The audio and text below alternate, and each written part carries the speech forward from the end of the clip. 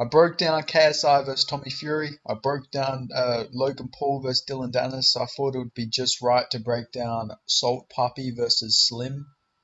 Now this is an interesting fight. Both these guys actually are pretty talented when it comes to the YouTube boxing scene.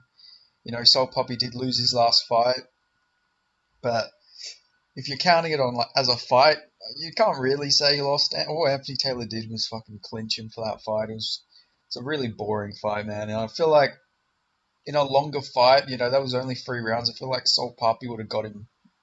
I don't really think Anthony Taylor's that good. He literally just clinched his way to victory, but he did get that one done. But I think Salt Papi is still one of the most talented boxers in that whole YouTube influencer scene. He's got some really nasty pullback counters.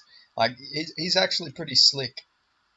He fights pretty. He's very flashy as well. Like his pullback counter is actually a thing of beauty. Obviously, it's not against the highest level competition, but it's YouTube boxing, man. Like, what do you expect? And then Slim, Slim's really underrated.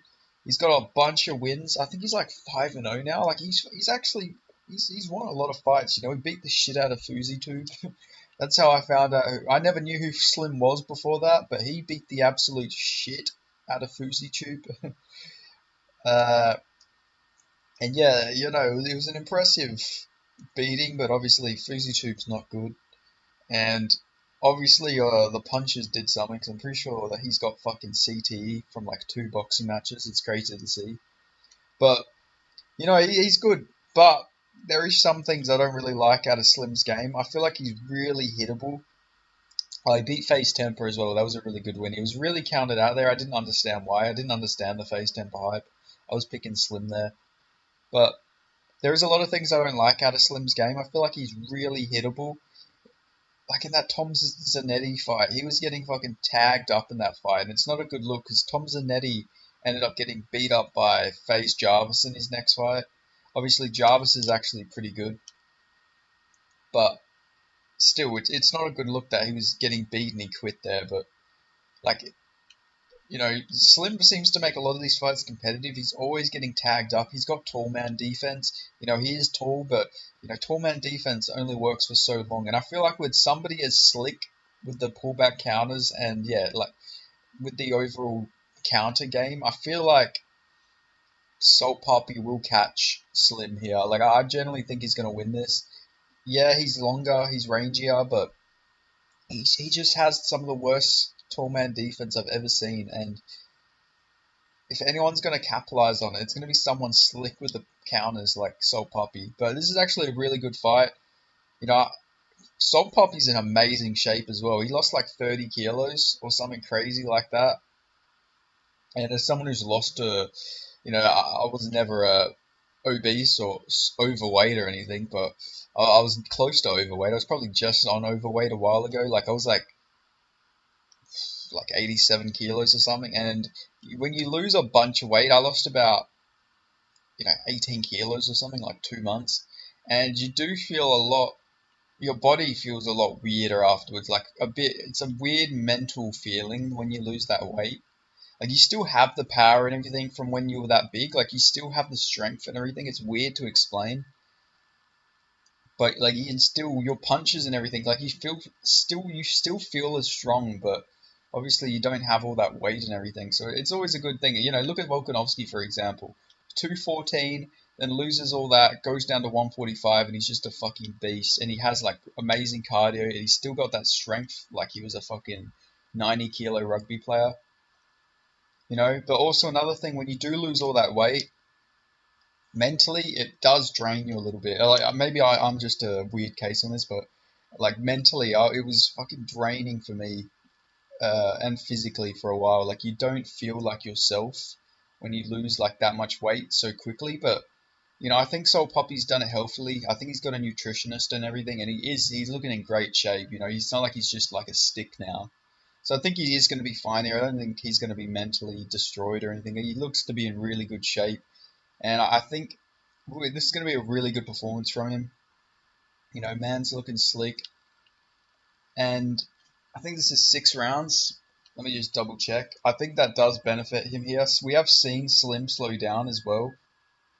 Like, and a lot of his fights he seemed to slow down, like especially against Tom Zanetti. He like sort of gassed out, but in fairness, Tom Zanetti was just tough. He was just eating everything. Okay, so this is 5 rounds. That's interesting. You know, I still reckon that favors Salt Puppy. You know, I could see Slim slowing down here, and I think Salt Puppy will get him out of there, and I think it will be a KO. Maybe not flatline KO, but I think he will drop him, and then maybe swarm him and then get a TKO. But interesting fight. You know, I love watching Salt Puppy fight. I can't even lie. Like if people, I know people don't like this whole influencer scene. A lot of people say, you know, it's you know, people have their thoughts on it, but I find these cards so fun, man. Like I generally do. I enjoy watching these cards. Like they're actually entertaining. If you don't like them, that's fair enough. You know, they're not everyone's cup of tea. But in my opinion, as like just a combat sports fan in general, like I like there being more options. And you know, these cards, they're always fucking entertaining. Like they always put on entertaining cards. I hope these cards can survive for as long as possible. I hope this is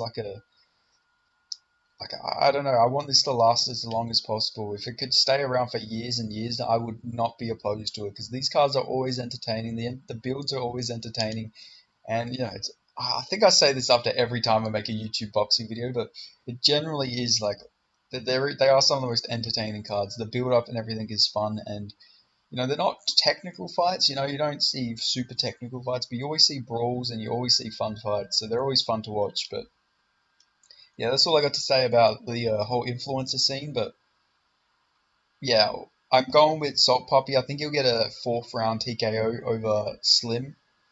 But you know, Slim could give him some problems early. He is good. Like Slim is good, but like I say, tall man defense, and I don't know the way he throws his punches are really weird to me. I don't know how to describe it. Like I don't know, he just always seems to leave himself open with his shots, and I don't know, maybe he throws really unorthodox, sort of like the way his arms are and everything. Maybe he's improved it, but that's just how I'm remembering it. But I might be wrong. But yeah, like I say, I think Soul Puppy gets some of the pullback counter, but we'll see what happens. Thanks for watching. If you made it this far into the video, make sure you give it a like. Let me know your thoughts on this matchup in the comment section below. And if you're not already, subscribe, and I'll see you guys in the next video. Thanks for watching. I appreciate it.